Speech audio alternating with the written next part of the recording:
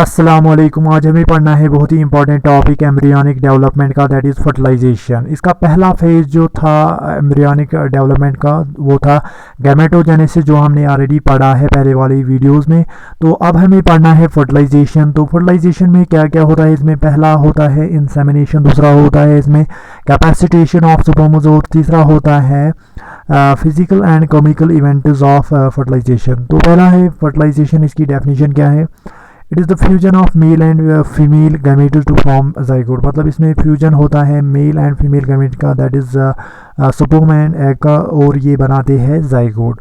और ये फर्टिलाइजेशन कहाँ पे एक्चुअली होता है? Ampullary isthmic junction of Fallopian tube में ये होती है।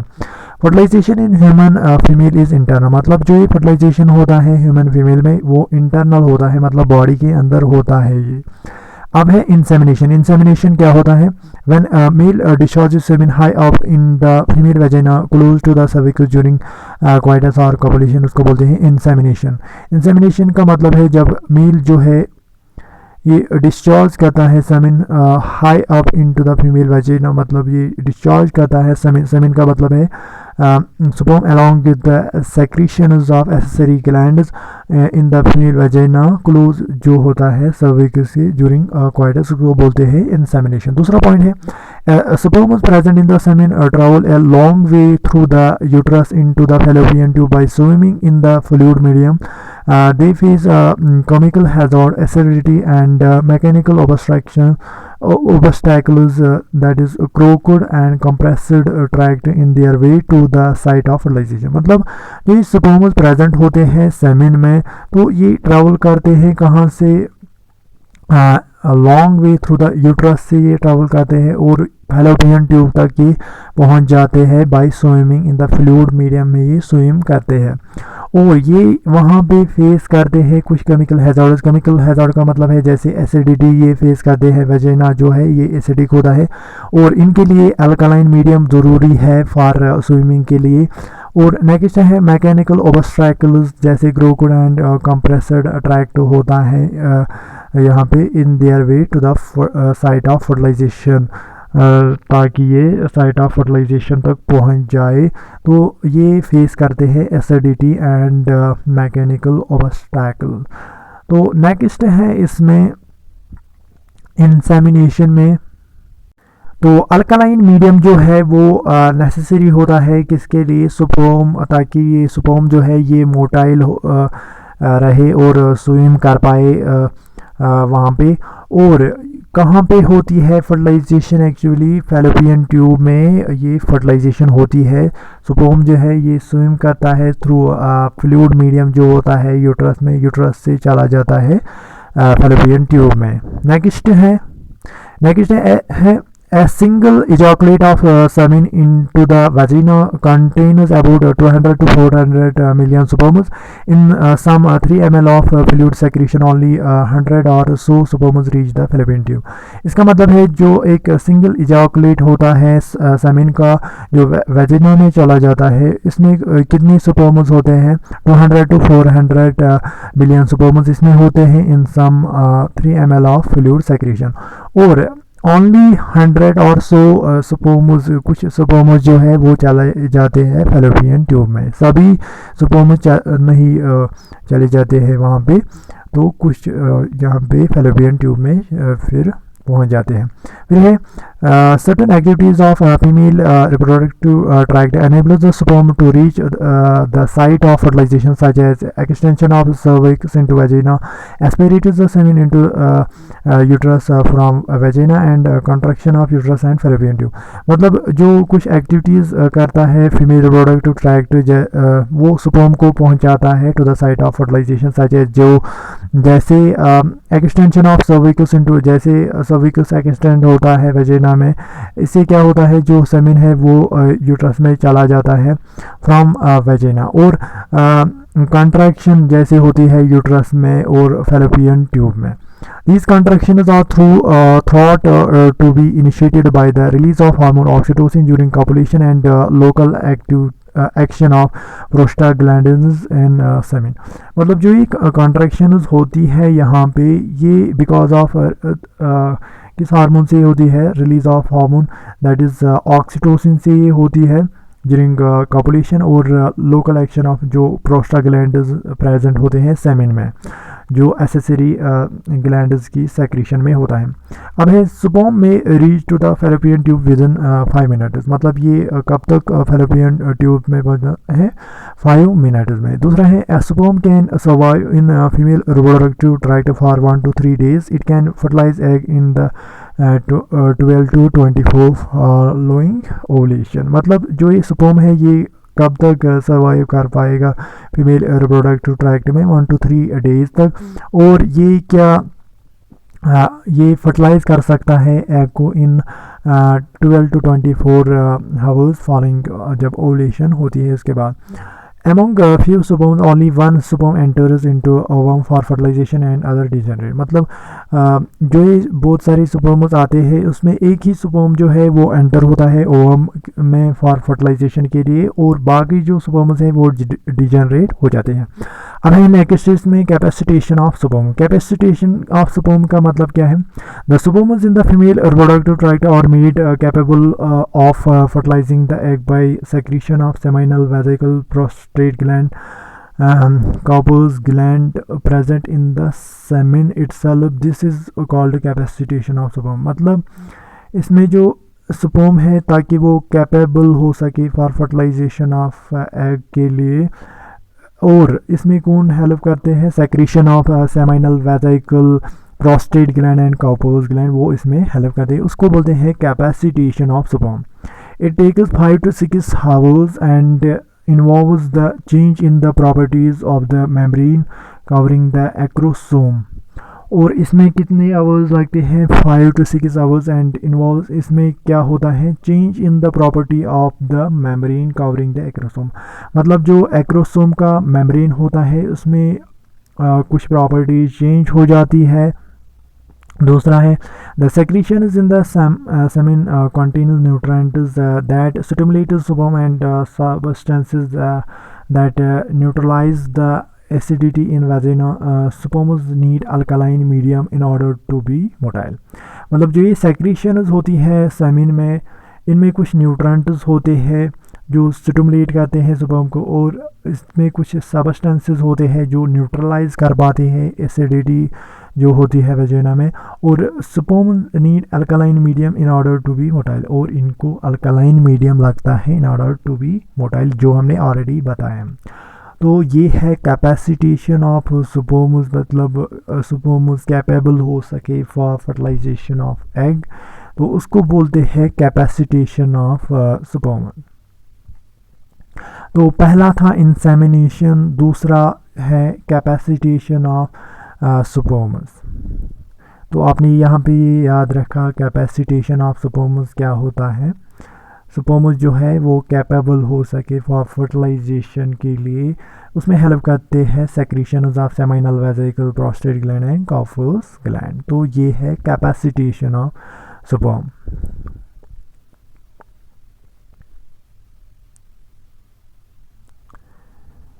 अब है नेक्स्ट इसमें फिजिकल एंड केमिकल, अब है physical and chemical events of fertilization. Physical and chemical events of fertilization में पहला है एक्रोसोमल रिएक्शन, मतलब जो एक्रोसोम होता है स्पर्म का उसमें कुछ चेंजेस हो जाती है। The secondary oocyte reaching the fallopian tube is surrounded by zona pellucida and corona radiata। आपको पता ही होगा जो सेकेंडरी oocyte होता है, मतलब ओवम जो होता है, जब वो फैलोपियन ट्यूब तक पहुंचता है तो उसमें 2 लेयर्स होते हैं ऊपर, zona pellucida and corona radiata. The follicular cells of corona radiata are glued together by a mucopolysaccharide called hyaluronic acid. ये यहाँ पे इम्पॉर्टेंट है, hyaluronic acid, which acts as a cementing material between follicular cells. मतलब जो ये follicular sales होती है corona रेडिटा की, वो आपस में ग्लूड होती है, आपस में चिपकी है बाय ए म्यूकोपॉलीसैकेराइड से, और उसको बोलते हैं hyaluronic acid, which acts as a, जो एक्ट करता है cementing material between follicular cells जो होती है। The lucky sperm on reaching the egg releases a lysing enzyme called hyaluronidase and protease from its acrosome. तो ये लाइसिन एंजाइम्स रिलीज करता है hyaluronidase and protease from its acrosome. Acrosome से ये lysine enzyme release करता है, जो हमने ऑलरेडी पढ़ा है। एक्रोसोम जो होता है इसमें हेटेरोलिटिक और लाइसिन एंजाइम्स पाए जाते हैं। अब है The lysins dissolve the corona radiata and zona pellucida and enabling the sperm to penetrate them। मतलब जो ये लाइसिन्स होते हैं ये डिसॉल्व करते हैं corona radiata and zona pellucida को, और ताकि जो ये स्पर्म है वो पेनिट्रेट हो सके, इसमें एग और ओवम में ये पेनिट्रेट हो सके। The above changes in the sperm had called acrosomal reaction. तो जो ये सभी चेंजेस हुए जो हमने देखा ऊपर, तो इसी को कहते हैं एक्रोसोमल रिएक्शन, इसी को कहते हैं। तो एक्रोसोमल रिएक्शन में हमने देखा एक्रोसोम जो है ये लाइसिन एंजाइम रिलीज करता है। और यहाँ पे आपको याद रखना है जो फॉलिकुलर सेल्स है कोरोना रेडिएटा की, वो आपस में जुड़ी है बाय हाइलोयूरोनिक एसिड, जो एक म्यूकोपॉलीसैकेराइड है। और यहाँ पे फिर एक्रोसोमल रिएक्शन होती है। जैसे यहाँ पे जो स्पर्म का एक्रोसोम होता है उसमें क्या होते हैं, लाइसिन एंजाइम्स होते हैं, वो रिलीज़ करता है, फिर corona radiata and zona pellucida को वो डिसॉल्व करते हैं, और फिर फाइनली ये पेनिट्रेट होता है इस सेकेंडरी oocyte का हो या ओवम का हो, सेम है, उसमें ये एंटर होता है, पेनिट्रेट होता है। अब है next, the sperm contact with egg at animal pole certain surface receptors enables the sperm head to attach with egg. At the point of contact with the sperm, the egg forms a projection called reception cone or fertilization cone। मतलब जो ये sperm है ये contact करता है egg के साथ, कहाँ पे, एट एनिमल पोल जो होता है एग का। Certain surface receptors enables the sperm head to attack, और यहाँ पे कुछ सरफेस रिसेप्टर की बात है की है। At the point of contact, तो जहाँ पे ये कांटेक्ट करता है एग के साथ, एग कांटेक्ट करता है स्पर्म के साथ, द एग फॉर्म है प्रोजेक्शन, और जो ये एग है ये एक प्रोजेक्शन बनाता है, उसको बोलते हैं रिसेप्शन कोन और fertilisation cone, which engulfs the entire sperm in human. और जो एंगुलफ करता है स्पर्म को, और फिर जो ये रिसेप्शन कोन है ये डिसअपियर हो जाती है और एंगुलफ करती है इस स्पर्म को। जैसे यहाँ पे है ये ओवम, इसने बनाया रिसेप्शन कोन, तो यहाँ पे स्पर्म आया तो चला गया इस रिसेप्शन कोन में, और फिर ये उसको एंगुलफ करता है, फिर जाके ये डिसअपियर होती है ये रिसेप्शन कोन, मतलब ये फिल होती है फिर से। अब है cortical granular reaction. Cortical granular reaction, in this reaction the cortical granules present beneath plasma membrane produces chemical substance between plasma membrane and vitelline membrane. The substances raise the vitelline membrane above the egg surface and is called fertilization membrane। Cortical granular reaction क्या होती है, ये एक reaction होती है कहाँ पे, जो कॉर्टिकल ग्रैन्युल्स प्रेजेंट होते हैं beneath plasma membrane, plasma membrane के नीचे एक एग में, तो ये कुछ केमिकल सब्सटेंसेस प्रोड्यूस करते हैं between plasma membrane and vitelline membrane के दरमियान। एज ए रिजल्ट जो ये सब्सटेंसेस है ये रेज करते हैं विटेलाइन मेम्ब्रेन को, अबव द एग सरफेस चला जाता है ये vitelline membrane, and is called, और इसको फिर बोलते हैं ये है फर्टिलाइजेशन मेम्ब्रेन। यहाँ पे बहुत ही इंपॉर्टेंट है ये फर्टिलाइजेशन मेम्ब्रेन, इसका काम क्या होता है, these chemicals check the entry of most sperms। तो ये जो केमिकल्स है ये चेक करते हैं एंट्री ऑफ मोर स्पर्म्स, ताकि ज़्यादा स्पर्म्स जो है वो एंटर, जब कई बार बहुत सारे स्पर्म्स आते हैं तो ये वो देखता है फर्टिलाइजेशन मेम्ब्रेन, इसका वो काम होता है। पॉलीस्पर्मी का मतलब क्या है, यहाँ पे आप अगर देखोगे जैसे यहाँ पे है ये प्लाज्मा मेम्ब्रेन, फिर है जोना पेलिस्यूडा एंड कोरोना रेडिएटा, यहाँ पे है विटिलाइन मेम्ब्रेन होता है। तो इसी के दरमियान ये सब्सटेंसेस रिलीज होते हैं, केमिकल सब्सटेंसेस रिलीज होते हैं। पॉलीस्पर्मी का मतलब है if more than one sperm enters in secondary oocyte, मतलब अगर एक से ज़्यादा स्पर्म्स जो है वो एंटर होते हैं सेकेंडरी ओसाइट और ओवम में, उसको बोलते हैं। अब है next, the sperm entry stimulates the egg oblique secondary oocyte to resume and complete the suspended meiosis second. This produces a haploid mature ovum and a second polar body. तो यहाँ पे क्या होता है, जब स्पर्म एंटर होता है इस ओवम में तो वो स्टिमुलेट करता है सेकेंडरी oocyte और एग को to resume and complete the suspended. As a result यहाँ पे जो सस्पेंडेड मियोसिस सेकेंड है वो फिर कंप्लीट होता है जब स्पर्म एंटर होता है। This produces A haploid mature ovum, यहाँ पे एक हैप्लॉइड मैच्योर ओवम प्रोड्यूस होता है और सेकेंड पोलर बॉडी फिर प्रोड्यूस होती है। The second polar body degenerates, the chromosomes of ovum are not organized in ovum, the chromosomes of sperms are set free by break down of a nuclear envelope. The two sets of chromosomes goes over a spindle formation between two centrioles.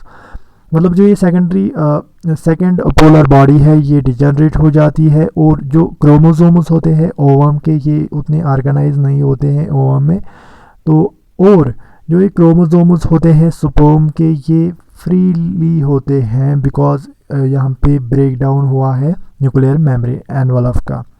और जो ये two sets of chromosomes है egg के और sperm के, ये spindle formation करते हैं between two centrioles.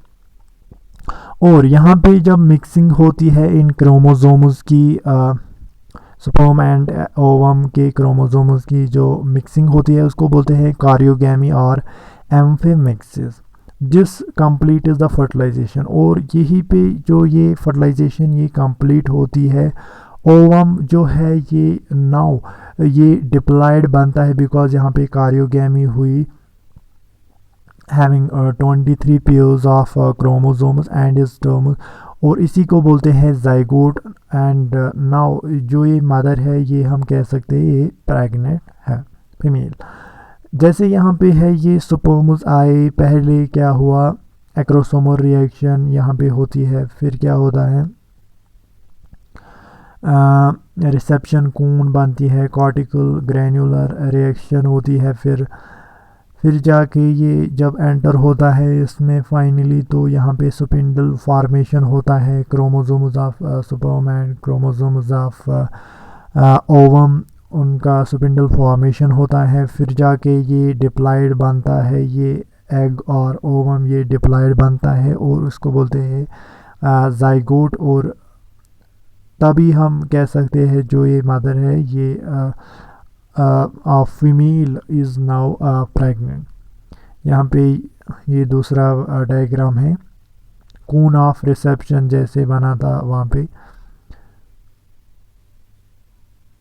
Corona radiata, zona pellucida, cytoplasm, secondary oocyte, cone of reception.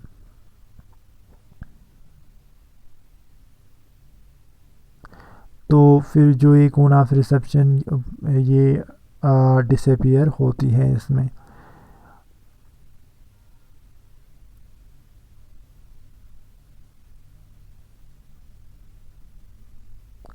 तो ये है फर्टिलाइजेशन। फर्टिलाइजेशन में क्या क्या हमने देखा, insemination, capacitation of sperm and physical and chemical events of fertilization. अब है नेक्स्ट सिग्निफिकेंस ऑफ फर्टिलाइजेशन। इसकी सिग्निफिकेंस क्या है, पहला है it provides stimulus for the egg to complete it is maturation, मतलब जो मैचुरेशन फेज़ है ताकि एग जो है वो कंप्लीट कर पाए अपना मैचुरेशन फेज़। दूसरा है fertilisation restores the diploid number of chromosomes 46 in the zygote by mixing of chromosomes of sperm and ovum। मतलब जब ये फर्टिलाइजेशन होता है तो इसकी वजह से जो है डिप्लॉयड नंबर ऑफ क्रोमोसोम्स आते हैं जाइगोट पे because of mixing of chromosomes of sperm and ovum. तीसरा है it makes the egg more active metabolically, और जो ये एग है ये एक्टिव बनता है मेटाबॉलिकली। तीसरा है fertilization membrane formed after sperm entry checks the entry of more sperm. Fertilization membrane जो है वो चेक करता है एंट्री ऑफ मोर स्पर्म, ये इसकी सिग्निफिकेंस है। तो ये हमने कंप्लीट किया दूसरा फेज़ जो है एम्ब्रियोनिक डेवलपमेंट का, दैट इज़ फर्टिलाइजेशन। तो नेक्स्ट हमें पढ़ना है तीसरा फेज़, दैट इज़ क्लीवेज, कैसे होता है जाइगोट क्लीवेज कैसे करता है, तो वो हम नेक्स्ट वीडियो में देखेंगे।